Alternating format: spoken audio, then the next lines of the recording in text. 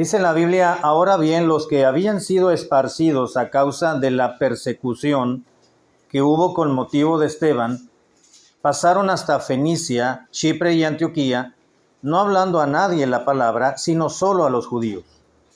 Pero había entre ellos unos varones de Chipre y de Cirene, los cuales, cuando entraron en Antioquía, hablaron también a los griegos, anunciando el evangelio del Señor Jesús.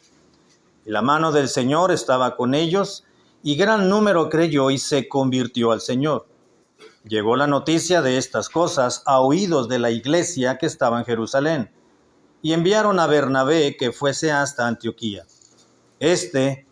Cuando llegó y vio la gracia de Dios, se regocijó y exhortó a todos a que con propósito de corazón permaneciesen fieles al Señor, porque era varón bueno y lleno del Espíritu Santo y de fe. Y una gran multitud fue agregada al Señor. Después fue Bernabé a Tarso para buscar a Saulo, y hallándole, le trajo a Antioquía. Versículo 26, y se congregaron allí todo un año con la iglesia, y enseñaron a mucha gente, y a los discípulos se les llamó cristianos por primera vez en Antioquía. Amén. Vamos a orar. Padre, cuán agradecidos y felices estamos contigo por darnos tu palabra preciosa, donde siempre vamos a encontrar un raudal de riqueza espiritual para nutrir nuestra alma, nuestro espíritu, de manera que podamos sentir la satisfacción del poder de tu palabra en nosotros, para poderla recordar y poderla tener muy presente cada día de nuestra vida. Ayúdanos, Señor, a ser confirmados en nuestra fe a través de la predicación, y que tu Espíritu Santo pueda alentarnos a poder mejorar y a poder crecer más en el conocimiento de tu palabra, en el conocimiento espiritual, y que podamos conocerte un poco más a ti, tener un concepto mayor de nuestro Señor y Salvador Jesucristo. Bendice pues este tiempo, en el nombre de Jesucristo te lo ruego. Amén. Nos encontramos en este pasaje tan particular, donde se nos dice en el versículo 26 que en Antioquía, esta ciudad, se les denominó a los hermanos, a los discípulos del Señor Jesucristo, por primera ocasión, como se nos ha conocido hasta la fecha, como cristianos.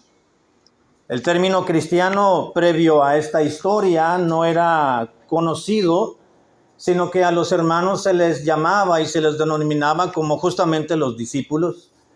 Se les conocía también en algunos pasajes en el libro de los Hechos como los del camino, los seguidores del Señor, etcétera. Pero fue en Antioquía cuando se dio un parteaguas, si me permite el término. De ahí hasta la actualidad se nos conoce a los creyentes, a los que hemos creído, a los que hemos entregado nuestro ser entero al Señor Jesucristo como nuestro Dios y como nuestro Salvador, en reconocimiento de nuestro estado pervertido por el pecado, y también en reconocimiento de que Él es el único que puede llevarnos a la salvación y a la seguridad eterna.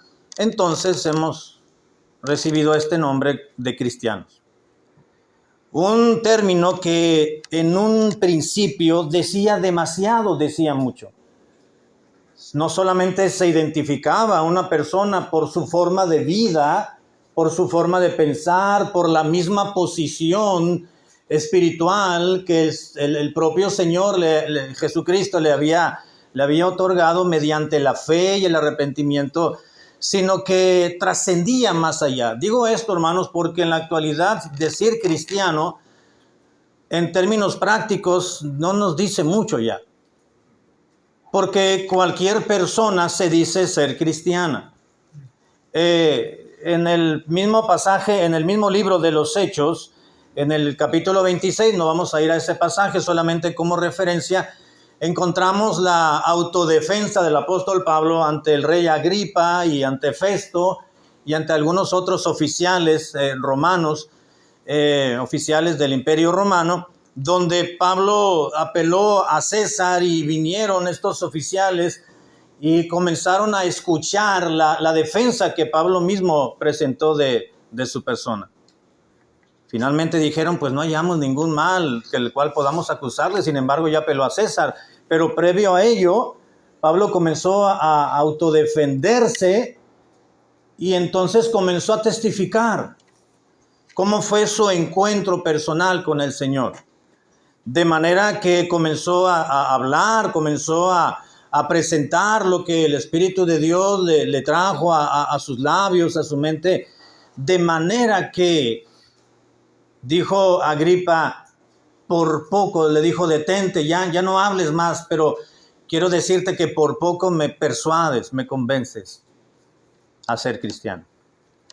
Llegó a esa conclusión este hombre porque vio en Pablo no solamente en la convicción de sus palabras, la forma de actuar, de interactuar, no solamente de actuar, sino en la manera en que estaba interactuando con el mismo gobernador, con el rey, con dichos oficiales, sino que estaban escuchando el conocimiento que tenía de la verdad en él, sino que también estaban viendo su obrar como cristiano.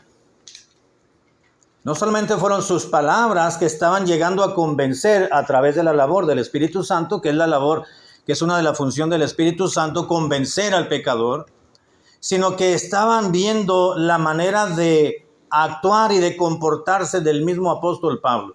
No solamente el ser cristiano implica una posición que Dios le otorga al creyente arrepentido, ese pecador arrepentido, quiero decir ahora creyente, sino que ve su manera de desarrollar su fe.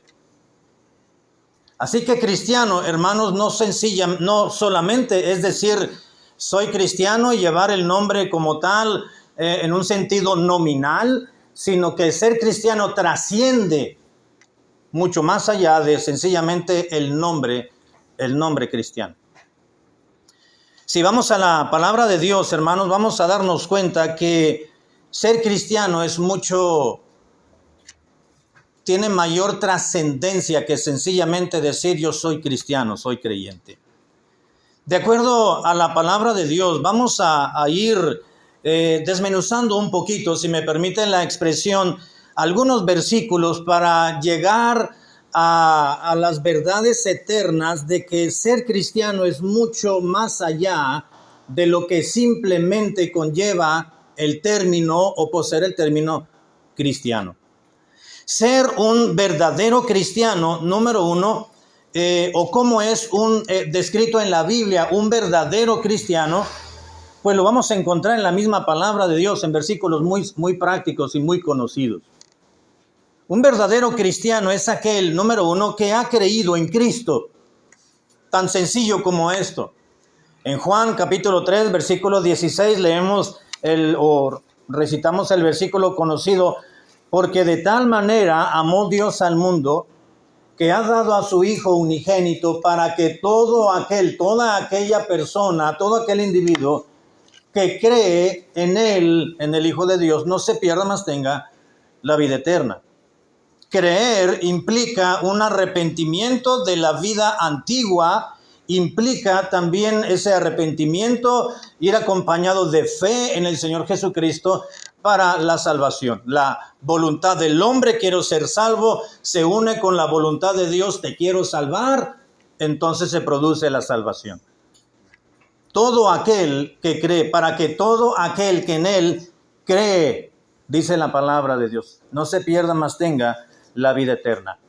Juan 5:24, también un versículo conocido, Cristo lo dijo de esta manera, de cierto os digo, que el que oye mi palabra y cree al que me envió, el que cree tiene vida eterna. Así que, ¿quién es un verdadero cristiano? No es aquel que se reúne cada semana en la iglesia o en determinado templo, o el que dice tener determinada religión. Un cristiano no es, a la luz de la palabra de Dios, no es aquel que se acuerda de Dios una vez al año. O aquel que ya leyó la Biblia una vez al mes o una vez a la quincena y bueno, ya me alimenté un poco, ya alimenté mi espíritu, ya cumplí con mi obligación como cristiano. Eso no es un verdadero cristiano. A la luz de la Biblia, un verdadero cristiano es aquel que ha creído exclusivamente en Jesucristo como su Dios y Salvador. No en aquel que ha creído en un hombre igual que él, igual de pecador, sino aquel que ha creído de todo corazón en Jesucristo como su Dios y su Salvador. Número 1. ¿Quién es un verdadero cristiano? No solamente aquel que ha creído en Cristo, sino que también, además de haber creído en Cristo, se ha convertido a Cristo. En Hechos capítulo 11, versículo 20, Hechos capítulo 11, versículo 20, volviendo al mismo capítulo del pasaje introductorio, Hechos 11, 20 nos dice en la Biblia así, Hechos 11, 20, pero había entre ellos unos varones de Chipre y de Cirene, los cuales cuando entraron en Antioquía hablaron también a los griegos, anunciando el evangelio del Señor Jesús, y la mano del Señor estaba con ellos, y gran número creyó, y continúa diciendo el versículo, creyó, versículo 21, y se convirtió al Señor. Verdadero cristiano es aquel que ha creído en Cristo, pero también es aquel que además de haber creído, se ha convertido a Cristo. La conversión, creer, implica también convertirse, y la conversión implica un cambio de forma de vida. Es aquel que se ha detenido a pensar y dice, no, esto no es lo correcto, voy por el camino incorrecto, voy a rectificar, se arrepiente, cambia de mentalidad, se toma de la mano del Señor, cree en Él y va en el camino, un camino distinto. Dice la palabra de Dios que ha cambiado su rumbo eterno, ha cambiado, ha sido traspasado de muerte a vida. No solamente un verdadero cristiano es aquel que lo va a demostrar creyendo en Cristo, sino que el creer en Cristo lo va a demostrar, lo va a manifestar mediante la conversión a Cristo. Su fe va a ser notoria de manera evidente mediante un cambio de vida, una manera distinta de pensar, una manera diferente de actuar, de comportarse, aún en los mínimos detalles de la vida cotidiana. Ahora Cristo es su todo, como lo dijo Pablo en Colosenses capítulo 3, versículo 11. Pablo lo escribió, lo redactó de esta manera, Colosenses 3:11, y dijo, donde no hay griego ni judío, circuncisión ni incircuncisión, ni bárbaro, ni escita, ni siervo, ni libre, sino que Cristo es el todo y en todos. Ya no hay barreras. La salvación es para todo aquel que cree. La regeneración, la justificación, la redención de una persona, ya no solamente para un pueblo en específico, sino es para el judío y para el griego, para el circunciso o el incircunciso, para el bárbaro, para el escita, para el siervo, así como para el libre, para uno y para el otro. Cristo es el todo y en todos. Un verdadero cristiano no solamente es aquel que ha creído en Cristo, sino que ha avanzado un poco más y en su vida manifiesta una real conversión. Es muy fácil decir soy cristiano, pero que se viva como cristiano realmente es más complicado, si realmente no se es cristiano. Así que un verdadero cristiano a la luz de la palabra de Dios es aquel que ha creído en Cristo y que se ha convertido a Cristo. Ahora el Señor Jesucristo es su todo en la vida. Es su pensamiento, es su actuar, es su pensar, es su cantar, es su ir, es su venir. Es el ahondarse en la palabra de Dios, en la preciosa Escritura Santa, para conocer más de su Dios y de su Salvador. Es ahora uno convertido a Cristo mediante haber creído en Él. Ahora ya ha dejado lo superficial de esta vida por lo que realmente vale la pena. ¿No es cierto, hermano? Es cierto que hemos dejado lo superficial del día de domingo que podemos hacer fuera del templo y lo hemos intercambiado, por decirlo así, o sustituido por lo que realmente vale la pena. Estamos en el templo. Un verdadero cristiano dirá, bueno, hace mucho calor, ¿para qué voy al templo? Mejor voy en la tarde. O un verdadero cristiano no anda buscando justificación que porque está haciendo mucho frío, ya que haga calor voy al templo, y cuando hace calor no es que sudo mucho, ya que haga frío y se temple el clima, y cuando se temple el clima es porque pues no le gusta el frío. Es uno que ha dejado lo superficial, lo trivial de la vida por lo que realmente tiene sentido, tiene propósito y tiene redundancia en esta vida y en la venidera. ¿Quién es un verdadero cristiano? No solamente es uno que ha creído en Cristo, es uno que ha creído y se ha convertido a Cristo. Pero también un verdadero cristiano es uno que, además de haberse convertido a Cristo, es uno que se ha comprometido con Cristo. Cree, se convierte, da manifestación de evidencia de su creer, pero también una vez convertido a Cristo, tiene un compromiso mayor con el Señor. Gálatas capítulo 2, versículo 20, también un pasaje conocido, Gálatas 2:20, donde el apóstol Pablo, escribiéndole a aquellas iglesias de la región de Galacia, hablándoles sobre algunos temas en particular, él expresa lo siguiente, Gálatas capítulo 2, versículo 20, con Cristo estoy juntamente crucificado, y ya no vivo yo, dijo Pablo, mas vive Cristo en mí. Y lo que ahora lo vivo en la carne, lo vivo en la fe del Hijo de Dios, el cual me amó y se entregó a sí mismo por mí. Con Cristo estoy juntamente crucificado. Pablo lo que está diciendo con esta frase en un sentido metafórico es, yo ya dejé mis deseos, mis pasiones, mis gustos, mis preferencias, todo lo que yo puedo decidir, mis derechos los he llevado a la cruz de Cristo y ya no vivo yo. Ahora Cristo es el que gobierna, es el que dirige, el que orienta, el que me asesora, es el que toma el timón de mi propia vida. Ya no vivo yo, mas vive Cristo en mí. Lo que ahora vivo en la carne, lo que estoy viviendo en este mundo, en este planeta, en esta humanidad, trato de vivirlo en la fe del Hijo de Dios, el cual me amó y se entregó a sí mismo por mí, dijo Pablo. Lo que Pablo está expresando en dicho versículo, hermanos, es que una vez convertido a su Señor, pues a él ahora estaba comprometido con Cristo. Nunca le vamos a poder pagar a Dios lo que ha hecho por nosotros. Lo que Él dio por nuestra salvación, por nuestra redención, pues es una deuda impagable que tenemos con el Señor. Razón por la cual Pablo decía, soy deudor, no solamente al pueblo, su pueblo tan amado para poderle compartir el evangelio, sino soy deudor con Dios, me debo a Él, nunca, ni aún viviendo 1000 vidas voy a terminar de pagarle y saldar mi deuda. Así que Pablo decía, bueno, como nunca voy a terminar de pagar mi deuda, tengo un gran compromiso con Dios, porque había creído, se había convertido y ahora estaba comprometido con Cristo. Y Pablo sabía que su primer compromiso era a Cristo y no a los hombres. Teniendo esa filosofía en el ministerio, el apóstol Pablo fue entonces que dijo, si yo agradara a los hombres, entonces yo no fuera siervo de Cristo.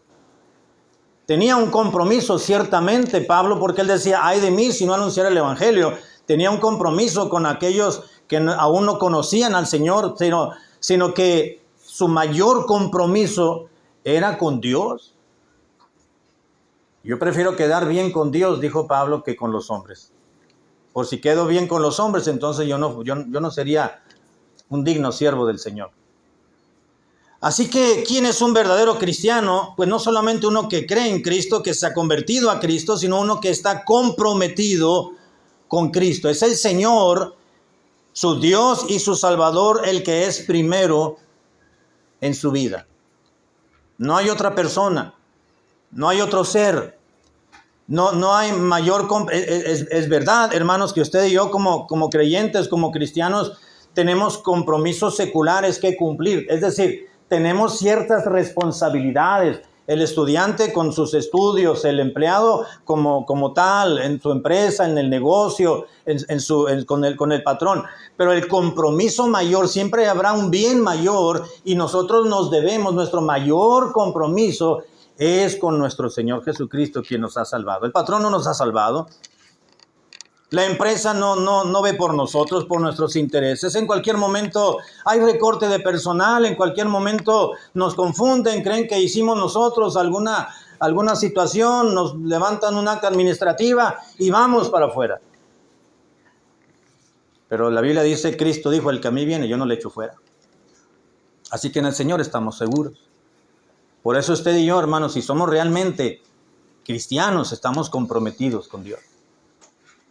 ¿Quién es un verdadero cristiano? Número 1, aquel que ha creído en Cristo.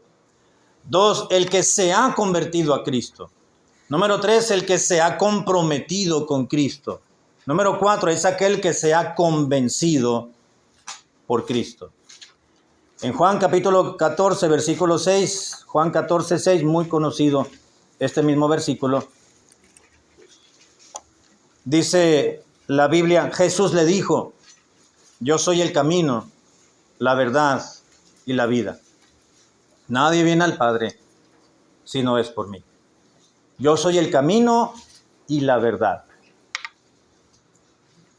Un verdadero cristiano, hermanos, es aquel que se ha convencido por Cristo. No es aquel que se ha convencido por la religión, por el fanatismo, por la imposición. No es aquel que está convencido a ver de dónde encuentra o que anda investigando la verdad de aquí hacia allá. No, es aquel que le ha convencido el propio Señor Jesucristo. Y Él se ha convencido, no porque anduvo investigando, porque anduvo indagando, sencillamente porque se encontró con la verdad, que es el propio Señor Jesucristo. Cierta ocasión llegó un hombre a la iglesia, un ingeniero de la Comisión Federal de Electricidad, y llegó a un culto un domingo por la tarde. Un hombre que estaba muy atento, un hombre ya grande, maduro, y llegó, se sentó, escuchó la predicación, terminó el culto, se acercó, tenía 1000 preguntas. No del tema de la predicación, sino de otros temas. Estuvimos platicando y él decía, qué interesante se me hace su religión. Voy a continuar viniendo porque, sabe, ando en busca de la verdad. Nos volvimos a sentar, le volví a compartir el evangelio de salvación. Dijo, voy a meditarlo, voy a pensarlo, porque se me hace todo esto muy interesante. Jamás había escuchado algo como esto que usted predicó y enseñó y que me está compartiendo. Volvió a ir 3 semanas, volvió a ir el domingo por la tarde, comenzó a congregarse pues constantemente por algunas semanas, quizás algunos meses. Lo estaba visitando, le enseñaba de la Biblia, finalmente pudo entregar a Cristo su vida con el paso de las semanas. Hubo realmente un cambio en su vida, pero andaba él como que algo le faltaba, como que no, todavía había algo ahí que no, humanamente hablando, por supuesto, que no se convencía totalmente de que estaba en la verdad. Pero él decía, ya creía en Jesucristo, sé que Él es mi Salvador, pero no sé, hay algo que me inquieta. Estuvimos orando, la estaba discipulando y pasaron muchos meses y él continuaba. Finalmente, para no hacer la historia muy extensa, finalmente dijo, pues yo continúo buscando la verdad. Yo continúo investigando dónde, porque hay algo que me dice, ya entré a esta página en internet y ya indagué por aquí, estoy leyendo allá y estoy viendo esta otra religión. Tenía cientos de libros en casa y todo lo que le podían recomendar lo leía, estaba ya más confundido. No permitió que el Espíritu Santo le convenciera. Se encontró con la verdad, pero él decidió continuar indagando. Una vez que encontró la verdad, debió haberse quedado ahí y haberse amalgamado con la verdad y haberse quedado en ese lugar y aprender y crecer en su fe, pero todavía hubo algo dentro de sí, en su humanidad, que le dijo, no, busca por otro lado. O sea, bueno, sabemos que fue el enemigo. tratando de luchar y de tratar de rescatarlo, de cuidarlo para que no se extraviara de la verdad y se confundiera aún más, un poco más. Pues no fue posible porque no se convenció por Cristo. No permitió que el Espíritu Santo le convenciera. Así que continuó indagando. Finalmente pues dijo: pastor, voy a buscarle por otro lado. Voy a continuar buscando. Un verdadero cristiano es aquel que se ha convencido por Cristo. Ya no le busca. Ya no busca. Una hermana llegó a la iglesia y me dice: ya llegué con los bautistas, ¿verdad? Después voy a buscar los Rosacruces y luego me faltan los metodistas y a ver dónde me voy a quedar finalmente, ¿no? Como si fuera de Tin Marie de Doping Web. Y la vida cristiana no es así. Se cree, se convierte, se compromete, se convence, pero también un verdadero cristiano no solamente se convence, sino que en su vida se ve que está siendo corregido por Cristo. Eso es un verdadero cristiano. Que además de haberse convencido por Cristo, se ha corregido por el propio Señor Jesucristo. Segundo a los Corintios, capítulo 5, versículo 17, también un versículo muy, muy conocido. De modo que si alguno está en Cristo, nueva criatura es. Las cosas viejas pasaron, y aquí todas son hechas nuevas. Las cosas anteriores, la vida pasada, tu manera de pensar, tu creencia, tu ideología, tu mentalidad, tu criterio, lo que tú suponías que era y no, ahora no es así. Ya el Señor te ha corregido, principalmente de manera espiritual. Te ha regenerado, te ha hecho nacer de nuevo. Se entrega la vida a Cristo y Cristo nos regenera y nos hace una nueva creación. De ser esclavos del pecado pasamos a ser siervos de Dios, dijo el apóstol Pablo en Romanos capítulo 6, versículo 16. ¿No sabéis que si os sometéis a alguien como esclavos para obedecerle, sois propiamente esclavos de aquel a quien obedecéis, sea del pecado para muerte o sea de la obediencia para justicia? Pero gracias a Dios, dijo Pablo, que aunque erais esclavos del pecado, habéis obedecido de corazón aquella forma de doctrina a la cual fuisteis entregados. Y una vez siendo libertados del pecado, venisteis a ser siervos de la justicia. Así que un verdadero cristiano, hermanos y muchachos, es aquel que se ha corregido por Cristo. Convertidos a Él, el Señor va a ir moldeando nuestra vida. En algunos, los cambios son de inmediatos, ¿no es cierto, hermano? Pero en algunos otros, eventualmente, los cambios son muy lentos y no es la falla o la falta del poder del Espíritu Santo en la persona, es de acuerdo a la voluntad del nuevo creyente. En la medida que uno le permita al Espíritu de Dios trabajar en nosotros, que nos convenza y nos corrige, Él lo va a hacer, porque Él respeta nuestra voluntad. Pero es la disponibilidad que tiene el cristiano. Hemos pasado principalmente, hemos sido corregidos. Nuestro destino eterno ahora es distinto. Ahora en la vida práctica, ahora los malos hábitos, las malas prácticas, ahora ya han sido sepultados en la sangre del Señor Jesucristo. Y hemos sido corregidos por ellos. Ya un verdadero cristiano ya no anda maldiciendo a aquel que se le atraviesa en el carro. Un verdadero cristiano ya no es aquel que anda peleando o anda de pendenciero con el vecino, que porque el bote de basura se lo dejó más acá. Un verdadero cristiano no es aquel que lo vio mal el compañero de trabajo y ahí va con el patrón o el supervisor para decirle que le están menospreciando en el trabajo y es discriminación. Un verdadero cristiano es aquel que ha sido corregido por Cristo y está en ese proceso de purificación, de santificación, en el sentido de hablando de ese segundo tiempo de la santificación progresiva. Que vamos intentando aprender el camino del Señor y dejando lo inservible, lo inútil, lo vano para vivir total y plenamente para el Señor. Dejando nuestra carnalidad, nuestra humanidad a un lado. Y cuesta trabajo, ¿no es cierto, hermano? No es cosa fácil. No es cosa fácil, sin embargo, es en la medida que nosotros permitamos ser corregidos por el Señor. Usted viene al templo, venimos al templo, escuchamos la predicación y la predicación está surtiendo efecto y empieza así como a efervecer la llaguita, ¿verdad? Y se empieza a levantar y empieza a doler. Y entonces, en vez de darle gracias a Dios porque nos está corrigiendo a través de la predicación, nos enojamos con el pastor. Un día llegó un par de hermanos a la oficina. Me hablaron por teléfono un lunes: pastor, ¿va a estar en la oficina? Le digo: aquí estoy estudiando. Vamos para allá porque queremos hablar con usted. Ay, Dios, dije. Y yo solo. Le hablé a mi esposa: ¿no quieres que vaya al mercado a traer algo? Voy ahorita. Me dice: no, todo está bien. Bueno. Pues resulta que llegaron, ¿verdad? Encarnizados, como llegan San los toros, ¿no? Cuando les abren allí.